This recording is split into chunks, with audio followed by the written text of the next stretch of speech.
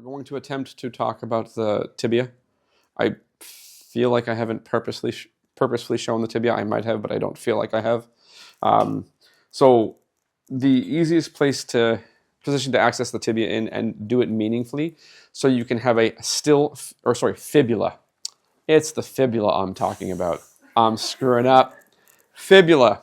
So to be able to figure out what the fibula is doing, you're hoping for a still tibia and a still femur, okay? Because you want the still femur so that the tibia is not moving in relation to the femur. You also want a still foot so that none of them are moving in relation to one another. So there are people who will say that you can more or less assess the fibula with a straight leg, but look up here. Hard to do, okay? Bend your knee, please. Fibula now can be relatively still. I can move all of this by accident, but I have a still foot, a still tibia, and a still femur. So I should be able to get into the fibula. I might have tripped up again. Okay. Both sides, to get to both sides, you just grab. You just grab on both sides, hand on knee, relatively speaking, and I can push and pull. Now, when I push and pull, if it looks like this, am I right or am I wrong? I'm rolling around. I'm rolling my wrist and I'm rolling my elbow. So I need to push relatively straight and pull relatively straight. So I don't know if you'll agree with this. Pushing back, nothing happens. Fair? Feel some nice sensation. Okay, nice sensation, but does it feel like it moves? Does that feel like there's a bit of a slide forwards? Right, so I push harder and nothing really happens when I go posterior, correct? And it feels like maybe something happens when I do this. A little bit, yeah. So there's a mild movement, a mild anterior glide. It's mild. Okay, it is tiny movement. You have to use a lot of pressure because the only thing you can really hold with is pointer and thumb, or index and thumb, however you like to say that. People will say that you can do this, right? You can trap with thumbs and you kind of hook the tibia on the opposite side, but you're not going to believe me, right?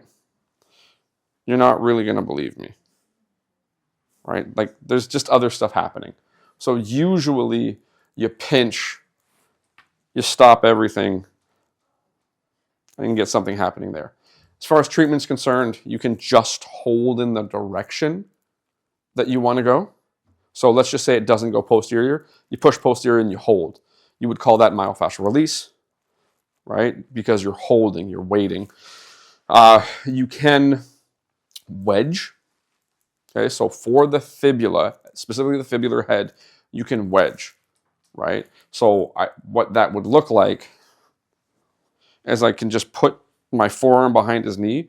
I close his knee, so technically this is now sliding onto me, right? And I can start to rotate. So if I turn the foot out, which way does the fibula technically go in relation to the tibia? It goes anterior, relatively speaking. If I do this and I pull, right? So I turn the foot in and I pull, technically the fibula should go somewhat anterior. Technically. It may not actually work that way, but if I just kind of do this and close, I'm standing back further than I would, I'd actually usually be about here, right? And close nicely. Wiggle the foot whichever way I want to wiggle the foot. Or I would wiggle the foot around. Just be like backwards, forwards, backwards, forwards. Cloud goes up, cloud goes down, right? Then I can reassess. Now it feels like it slides a bit more when I push backwards, right? Yeah. Like it just feels like something. It's not much movement. It's hard to see. It's hard to actually test properly because you don't want to do this. You can do it kind of in prone. You can work on it in prone, but you can't really test it in prone because your ability to do this is poor, right? So the hold gets messed up. So positionally, the fibular head is most accessible because I can keep a still tibia, a still femur, and a still foot. I have a moving fibula because I can go into hip and knee flexion with the foot relatively still. I don't have to secure it because usually it won't slide. So this is probably, for a lot of reasons, the best place if you feel the need to check the fibular head and work on the fibular head. The work could look like this, just waiting, or you just do what you can call a scattershot approach. You wedge behind the knee, and then you start to move the tibia, because the fibula is going to run into your forearm, and you're going to roll the tibia around, relatively speaking. So you're going to make the tibia open and close, so flexion and extension, and like mild rotations to what it can do. That's probably the best thing you can do for the fibula. Fibula is sort of hard to go indirect on in a meaningful way. Of course you can do it, right? You just kind of sense ease in whatever hold you're doing. But it seems that if you have any reason to move it, it's probably the best approach. Now, there are some fibular heads that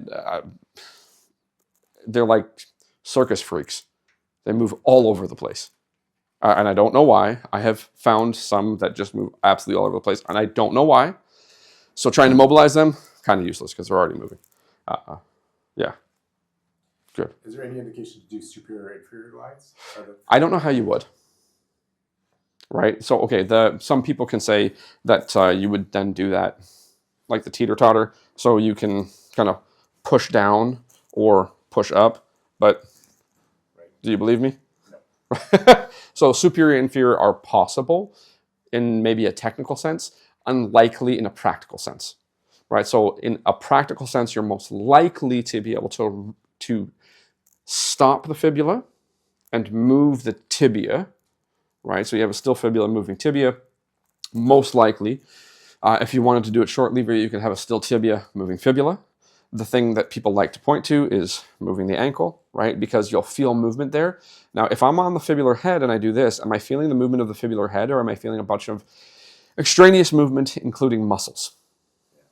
Extraneous movement. So the argument some people would make is inversion and eversion of the ankle would go superior and inferior on the fibular head. Do you believe enough traction is developed without breaking or tearing your ligaments to pull this down? No. Do you believe that's going to drive it up, or are you feeling? Look, I'm moving everything, so it's not meaningful. Could you cup I'm not saying it's valuable, but could you cup the malleolus and push it? Something like that. Like you could stabilize this part too. How would I know what was happening? I don't know. I appreciate the problem-solving approach, and I appreciate that we're getting it on camera because it's important. The ideas are useful, and you can run with them. Is it possible that you would find somebody that you could do those things with meaningfully? Yes, absolutely. However, the likelihood is very low, right? So hopefully that doesn't sound dismissive, but they're great ideas. The answer is try them and see how often they work, and give up when you do. All right, anyways, cool. You can get on up.